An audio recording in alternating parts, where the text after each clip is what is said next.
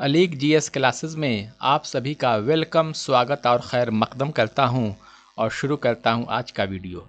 आज के वीडियो में मैं आपको ये बताऊंगा कि काउंसलिंग प्रोसेस क्या है और काउंसलिंग में क्या होता है। सबसे पहले आप ये समझें कि काउंसलिंग के माने क्या है, यानी सलाह और मशवरा। इसमें कोई इंटरव्यू नहीं होता है कि आपको रिजेक्ट कर दिया जाएगा।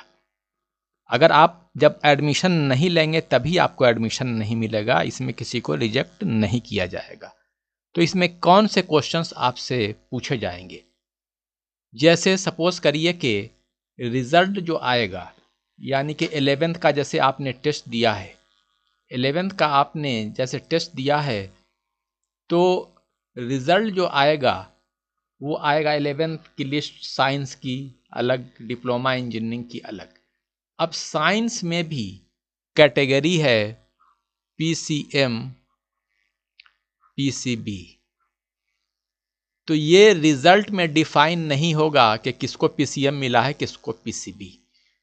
आपने फॉर्म में जो चॉइस भरा होगा, फर्स्ट चॉइस, सेकंड चॉइस, तो काउंसलिंग में पहले तो आपसे सारे डॉक्यूमेंट्स मांगेंगे। डॉक्यूमेंट्स आपके चेक किए जाएंगे। डॉक्यूमेंट्स चेक करने के बाद बताया जाएगा कि आपके मार्क्स इतने हैं। अगर आपने पीसीबी भरा है, अगर उसकी मेरिट में नहीं आए, पीसीबी आपको नहीं मिल रहा है, तो आपसे पूछा जाएगा कि क्या आप पीसीएम ले सकते हैं। अगर आप यस कहेंगे तो आपको एडमिशन मिलेगा, नो कहेंगे तो आपका एडमिशन नहीं मिलेगा। यानी आप जब खुद ही रिजेक्ट करेंगे तभी आपको एडमिशन नहीं मिलेगा। बस इतनी सी ही बात होती है। इसमें किसी तरह का इंटरव्यू नहीं होता है और किसी को रिजेक्ट ऐसे नहीं किया जाता है जब तक कि आप खुद ही, यानी अपने चॉइस का आपको सब्जेक्ट ना मिले तो आप खुद ही अपने एडमिशन को रिजेक्ट करेंगे। यूनिवर्सिटी इंतज़ामिया नहीं, यानी कि जो एडमिशन लेने वाले होंगे वो नहीं रिजेक्ट करेंगे। उसी तरह से ये तो हो गई 11th की बात। अगर बीए ऑनर्स का आपने टेस्ट दिया है, तो बीए ऑनर्स के टेस्ट में इसी से सोशल साइंस में भी और आर्ट्स में भी, दोनों में एडमिशन होते हैं। तो डिफरेंट सब्जेक्ट्स हैं, जैसे ज्योग्राफी भी है, इंग्लिश भी है, हिस्ट्री भी है, सिविक्स यानी पॉलिटिकल साइंस आप कह सकते हैं, पॉलिटिकल साइंस भी है, इकोनॉमिक्स भी है, उर्दू भी है। इस तरह से बहुत सारे सब्जेक्ट्स हैं। तो आपका पहले तो डॉक्यूमेंट्स चेक किया जाएगा, और आपने अगर चॉइस डाल रखा होगा इंग्लिश फर्स्ट चॉइस में, सेकंड चॉइस में हिस्ट्री, थर्ड चॉइस में उर्दू, तो अगर आपके मार्क्स इतने नहीं आए कि आपको इंग्लिश मिल पा रहा हो, अगर सपोज करिए कि 50 पे इंग्लिश मिल पा रहा है, अगर आपके मार्क्स 40 ही रह गए, तो आपसे कहा जाएगा कि क्या आप हिस्ट्री में ले लेंगे। हिस्ट्री में भी अगर आपकी मेरिट नहीं आ रही तो कहा जाएगा कि और जो लोएस्ट सब्जेक्ट्स में जिसमें मेरिट जा रही है उसमें लेंगे आप एडमिशन। अगर आप यस कहेंगे तो आपको एडमिशन मिलेगा, अगर आप नो कहेंगे तो आपको एडमिशन नहीं मिलेगा। अगर इनमें से कोई सब्जेक्ट आपके चॉइस का ना मिल रहा हो, कहा जाए कि आप हिंदी में ले लीजिए, आपके मार्क्स तो हिंदी में ही एडमिशन लेने के काबिल हैं, तो अगर आप यस कहेंगे तो आपको मिल जाएगा, नो कहेंगे तो आपका एडमिशन नहीं मिलेगा।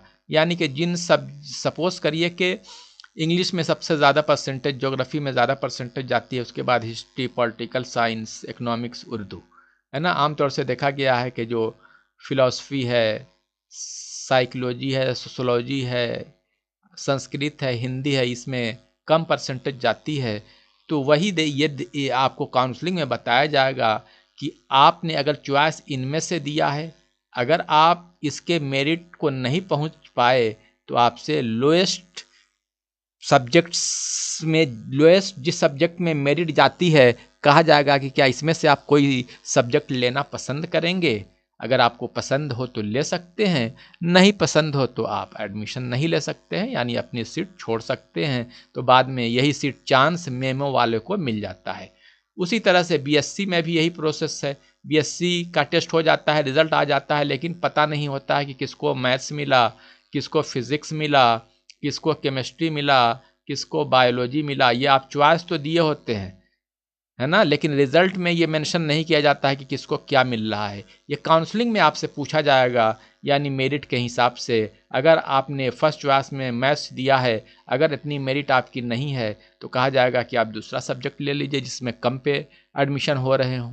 यानी कि आपको ये काउंसलिंग में किसी तरह का इंटरव्यू नहीं, सिर्फ आपसे सलाह और मशवरा करना होता है, आपसे पूछना होता है, आपके डॉक्यूमेंट्स को देखना होता है, यही चीज़ पूछना होता है कि आपकी मेरिट इतनी है ना। अगर आपको अकॉर्डिंग टू आपके मार्क्स आपको वो सब्जेक्ट नहीं मिल रहे हैं जो आपने चॉइस में डाल रखा है, तो आपसे कहा जाएगा कि फिर आपको ये सब्जेक्ट मिलेगा। अगर आप एग्री हैं तो एडमिशन लीजिए, नहीं एग्री हैं तो एडमिशन मत लीजिए। इस तरह से बहुत सारी सीट जो है कि नहीं लोग छोड़ देते हैं, क्योंकि उनको अपनी पसंद का सीट नहीं बल्कि सब्जेक्ट नहीं मिल पाता है। तो फिर ये जो सीट जो खाली होती है आप जो छोड़ेंगे, तो जाहिर सी बात है कि चांस मेमो वाले को फिर वो एडमिशन ऑफ़र किया जाएगा। अगर वो एडमिशन ले लेते हैं उसमें तो ठीक है, अगर वो भी नहीं लेते हैं, सपोज़ करिए कि उनके चॉइस के मुताबिक नहीं मिला, तो फिर उसके बाद और जो नीचे होते हैं उनको वो सीट ऑफ़र किया जाता है। तो यही काउंसलिंग में यही होता है और इसके अलावा कुछ नहीं होता है। तो काउंसलिंग से आपको घबराना नहीं है, काउंसलिंग में कोई आपका इंटरव्यू वगैरह नहीं होगा। यही फुल प्रोसेस है काउंसलिंग का। उम्मीद है कि आपको अब ये प्रोसेस समझ में आ गया होगा। तो आप इस वीडियो को लाइक, शेयर और कमेंट भी करें, ताकि मैं इस तरह के और भी आपको वीडियो बनाता रहूं और आपको नई नई मालूमात और जानकारियां मैं आपको देता रहूं। तो आज के वीडियो में बस इतना ही। Thank you very much.